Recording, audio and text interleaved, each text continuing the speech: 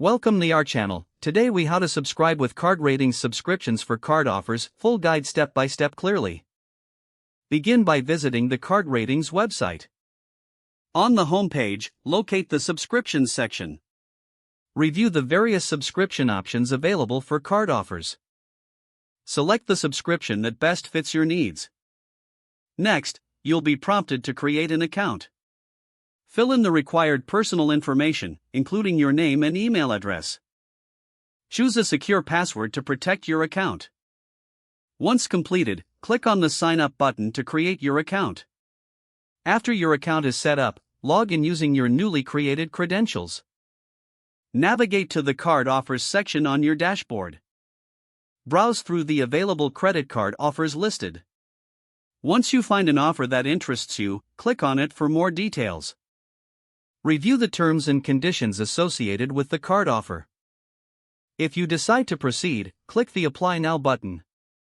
You will then be directed to the credit card issuer's application page. Fill out the necessary information, including your financial and personal details. Review your application carefully before submitting. After submission, wait for the confirmation email regarding your application status. Once approved, return to the CardRatings dashboard to manage your subscriptions. Utilize the platform to keep track of your card offers and updates. Consider exploring additional resources on the CardRatings site for financial tips.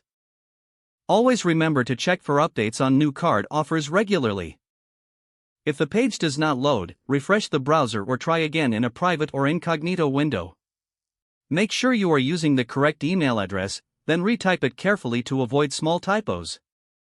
If your password is not accepted, use the reset option and create a new strong password you can remember. Check your spam folder for verification or security emails, then complete any requested confirmation steps. Enable two-factor authentication if available to improve account security and reduce unauthorized access risk.